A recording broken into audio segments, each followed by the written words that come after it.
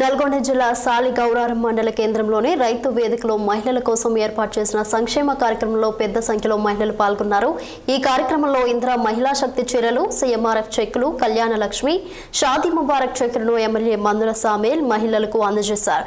ఈ సందర్భంగా ఎమ్మెల్యేకు పలువురు మహిళలు పూలమాలలు వేసి సాలువాతో సన్మానించారు. అనంతరం ఎమ్మెల్యే మాట్లాడుతూ మన ముఖ్యమంత్రి రేవంత్ రెడ్డి ఎన్నికల సమయంలో ఇచ్చిన హామీలను దశల వారీగా అమలు చేస్తున్నారని తెలిపారు. రైతులకు ఉచిత విద్యుత్, మహిళలకు ఫ్రీ బస్ ప్రయాణం, తెల్ల రేషన్ కార్డుదారులకు సన్నబియ్యం వంటి అనేక సంక్షేమ కార్యక్రమాలు రాష్ట్ర ప్రభుత్వం వేగంగా అమలు చేస్తుందని ఆయన వివరించారు.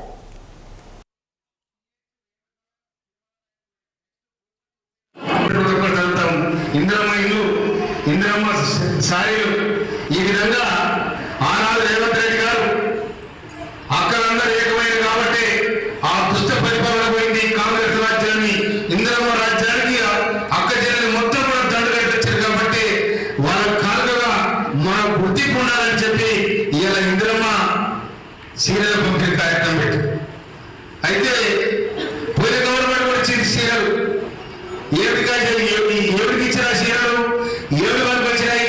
నార్మల్ పోసుకుంటే అడిపోలు కాకుండా కట్టబడి అడగట్టుకున్నారు సీరియల్, లేకపోతే పొలాలకు అడగట్టుకున్నారు. కానీ అట్లా చేయలే. ఒక పవిత్రంగా ఉండాలి. మనము ఇంటికి ఆడపిల్లలు పిలిస్తే సారే వచ్చి సీర పెడతాం. అప్పుడే సుమతి దాని ఒక 5 నిమిషాలు 30 రోజులుగా రేవంత్ రెడ్డి గారి ప్రభుత్వం ప్రతి స్కీమ్ కూడా ఇలా మహిళా పేరు మీద చేయాలని వారు సంకల్పించారు. అందుకోసమే మనం కూడా కాంగ్రెస్ పార్టీ